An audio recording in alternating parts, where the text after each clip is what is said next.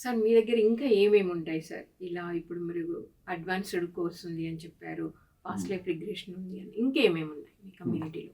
జనరల్‌గా ఏంటంటే ఈ సెషన్స్‌లో కూడా multiple different varieties of sessions చేస్తూ ఉంటామండి. ఓకే. ఓకే.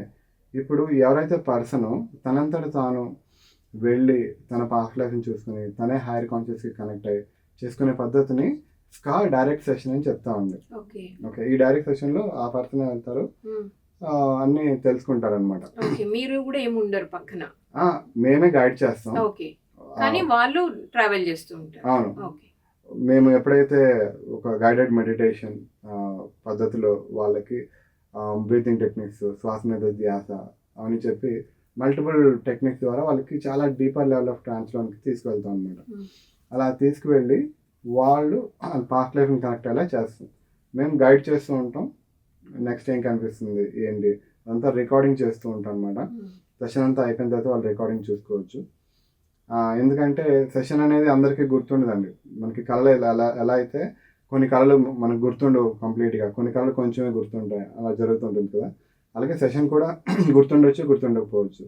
సో అందుకని మేము సెషన్ అంతా రికార్డ్ చేస్తాం. మేము ఆ పర్సన్కి గైడ్ చేసి హైయర్ కాన్షియస్కి తీసుకెళ్ళి ఆయన రాసుకున్న క్వశ్చన్స్నే ఆయన హైయర్ కాన్షియస్కి అయితే ఆయనే సెషన్లోకి వెళ్ళి చెప్తారనమాట ఆన్సర్స్. చాలా వండర్ఫుల్గా అనిపిస్తుంది ఆయన బయటకు వచ్చిన తర్వాత అదంతా విని చూసుకుంటే. ఎందుకంటే రాసుకునేటప్పుడు ఆయనకి ప్రశ్నకి సమాధానం తెలియదు, ప్రాబ్లం ఉందనే కదా మన దగ్గరికి వచ్చారు. ఆయనే సెషన్లోకి వెళ్ళి దీనికి సమాధానం ఇది, దీనికి సొల్యూషన్ ఇది, దీనికి రెమెడీ ఇది అని చెప్పేసి చాలా విచిత్రంగా అనిపిస్తుంది వాళ్ళకి అనమాట. సో అలా చేసిన పద్ధతిని డైరెక్ట్ సెషన్ అంటాం, స్కా డైరెక్ట్ సెషన్. నెక్స్ట్ ఏంటంటే స్కా సరిగేట్ సెషన్ అండి. ఇది ఏంటంటే ఇది కొంతమంది మేము డైరెక్ట్గా మేము అంత టైం పెట్టలేము, ఓకే మాకు అంత టైం లేదు అంటే కొన్ని ఎమర్జెన్సీ కేసెస్ ఉంటాయి, హాస్పిటల్స్లో ఉంటారు, ఓకే, లేకపోతే చిన్నపిల్లలకి చేయాల్సి వచ్చేటప్పుడు అప్పుడు మనం డైరెక్ట్గా సెషన్ చేసే పాసిబిలిటీ లేనప్పుడు ఎవరైతే ఆల్రెడీ కనెక్ట్ అయ్యి సెషన్స్లో బాగా డీప్గా వెళ్ళిన వాళ్ళు మా టీంలో మాకు తెలిసిన వాళ్ళు ఉంటారు కదా, వాళ్ళ హెల్ప్ తీసుకుని వాళ్ళని సరిగట్టుగా తీసుకుని వాళ్ళు సెషన్లోకి వెళ్తారండి. ఇక్కడ మనకి ఏంటంటే చాలా విచిత్రంగా సోల్ లెవెల్లో అందరం ఒకరికొకరు కనెక్టెడే. ఓకే. సో ఆ పర్సన్ వెళ్ళి ఈ పర్సన్ తాలూకా హైయర్ కాన్షియస్ని యాక్సెస్ చేసి ఈయన సబ్ కాన్షియస్ మెమరీస్లో ఉన్న వాటిని కనెక్ట్ అయ్యి ఆ పాస్ట్ లైఫ్ని అంతటిని ఎక్స్ప్లెయిన్ చేస్తారు. హైయర్ కాన్షియస్కి కనెక్ట్ అవుతారు.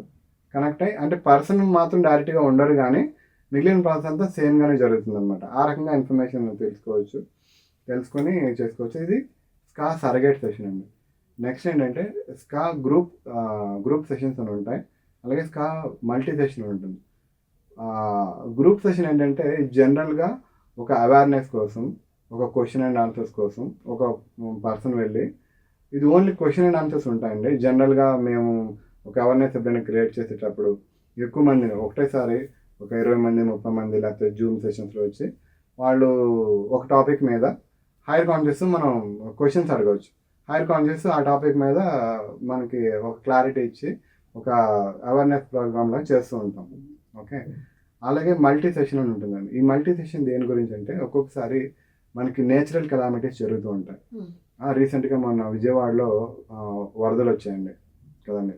అలాగే ఏమైనా సరే భూకంపాలు జరిగినప్పుడు, ఎక్కువ వర్షాలు పడినప్పుడు, ఏదైనా ఒక ప్రాంతంలో చాలా ఎక్కువ మంది సఫర్ అయ్యేటప్పుడు, లేకపోతే కరోనా ఇవన్నీ జరిగాయి కదండి. సో ఆ టైంలో మేము మల్టీ సెషన్స్ చేస్తాం అన్నమాట. అంటే ఒకటేసారి ఒక పర్సన్ని హైయర్ కాన్షియస్ని యాక్టివేట్ చేయకుండా ఒక 5 మెంబర్స్ని లేకపోతే ఒక 10 మెంబర్స్ని అందరినీ ఒకటేసారి ట్రాన్స్ లెవెల్లోకి తీసుకువెళ్ళి చాలా deeper state of higher conscious లెవెల్కి అందరినీ తీసుకెళ్ళి సో అందరి ఎనర్జీని యాక్టివేట్ చేసి అక్కడ జరిగే ఆ ప్రాబ్లంకి పాజిటివ్ ఎనర్జీని పంపించడం అనమాట.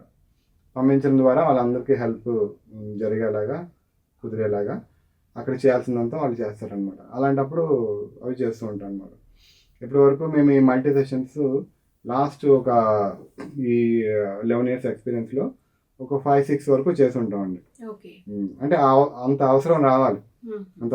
అప్పుడు మేము అందరినీ కాంటాక్ట్ చేసి ఒక టైం పెట్టుకొని సేమ్ అదే పర్పస్లో చేస్తూ ఉంటాం. ఆ టైంలో మేము క్వశ్చన్స్ అడుగుతుంటాం, ఎందుకు జరిగింది, ఏంటి, నెక్స్ట్ ఏమైనా రాబోతుందా, ఏమైనా మెసేజెస్ ఉన్నాయి, అలాంటివి కూడా కనుక్కుంటూ ఉంటాం అనమాట.